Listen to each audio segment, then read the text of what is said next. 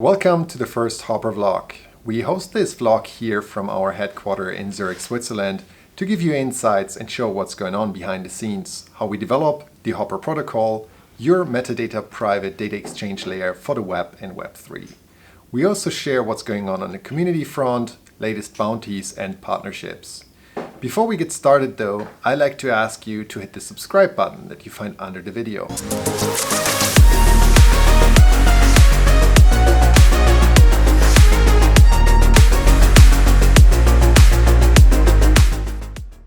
Hi, my name is Jose Aguinaga. I'm the head of engineering at HOPR, and today I would like to share with you some of the technical advances that we have been working over the past few weeks. So the team has been working very hard at developing DAO. DAO stands for Distributed Entry Advertisement and Distributed Relaying, and it's a fancy word for actually being able to kill or bootstrap nodes. So in the past, we used to have bootstrap nodes that allow you to get access to the network. And unfortunately, what that means is that we'll need to actually maintain those nodes. This will not only be difficult for us, but also will mean that HOPR as a network will not really be centralized, but instead be managed by yourself, which is not what we want. So with DAO, what we actually are doing is announcing your nodes on chain. In practice, this means that your node, when it's being actually run, it writes its own address into the Ethereum network. Particularly for the HOPR network, we're using the XDAI chain. So every time that you start your node, you're broadcasting yourself and you're saying, hey, this is my address.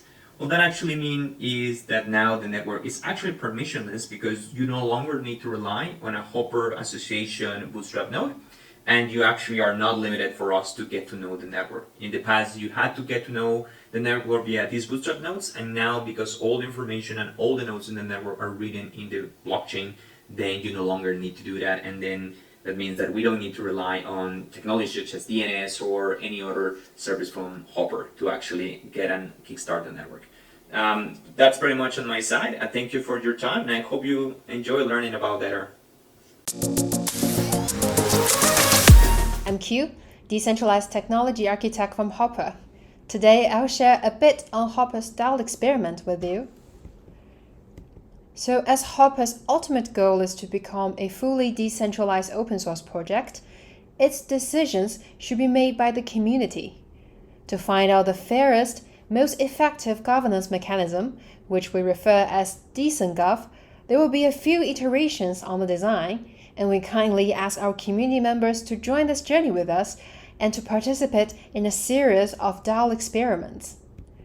The first DAO vote was around the question, how should the funds in the Uniswap DAI HOPR pool, which were placed there by the Genesis DAO after the HOPR launch, be distributed among decentralized exchanges? The procedures was inspired by the Swiss semi-direct voting system. In the first week, the community fully discussed the topic on the HOPR forum and summarized into several valid proposals. And these proposals collected support from the communities in the referendum phase. Proposals that received support from at least 20% of the forum participants moved forward to the vote stage. And this last vote stage is open for practically all the HOPR token holders, regardless of where the holder have the token. For example, HOPR on XDAI chain and liquidity tokens staked in the HOPR farm were all taken into account. By end of May, these three proposals made into the public vote phase. A dedicated snapshot page were deployed for the final vote, and around 600 HOPR holders actually voted in the final experiment. So the proposal that suggested to keep all the liquidity on Uniswap won. As a result, liquidity was migrated to Uniswap V3 pool on the 29th of June, one day after the HOPR farm was closed. So if you'd like to read more on the first DAO experiment, have a look at our HOPR Medium blog posts. I've included some links here. Check them out.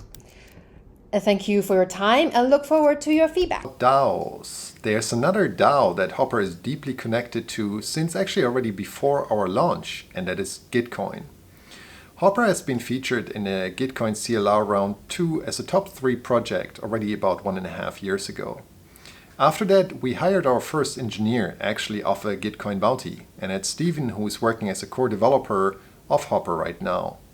And if you want to get involved as well, you can visit hoprnet.org/bounties and check out some developer bounties that are actually quite beginner friendly and get involved with HOPR.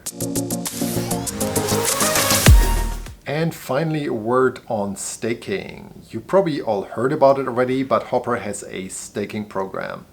Already right now, you can stake HOPR tokens on a Sendex. Afterwards, from end of July, from the 27th, you can stake your HOPR tokens and lock them up until January 17th next year. For that, you will get 18% APR. But in addition to that, you can earn extra rewards for participating in the upcoming HOPR testnets. For participating, you earn NFTs, and each NFT are boosting your APR.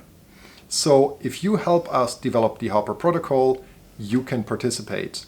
Now, many of you were waiting for cover traffic, and we have to develop a bit more to make that available in a secure fashion. Until then, please help us out on the HOPR testnets. And with that, I would like to say goodbye, and I'm very much looking forward to seeing many of you in Paris at EthCC that HOPR is proudly sponsoring. If you are not managing to be in Paris this time of the year, please check in on the live stream. We will share news on that soon.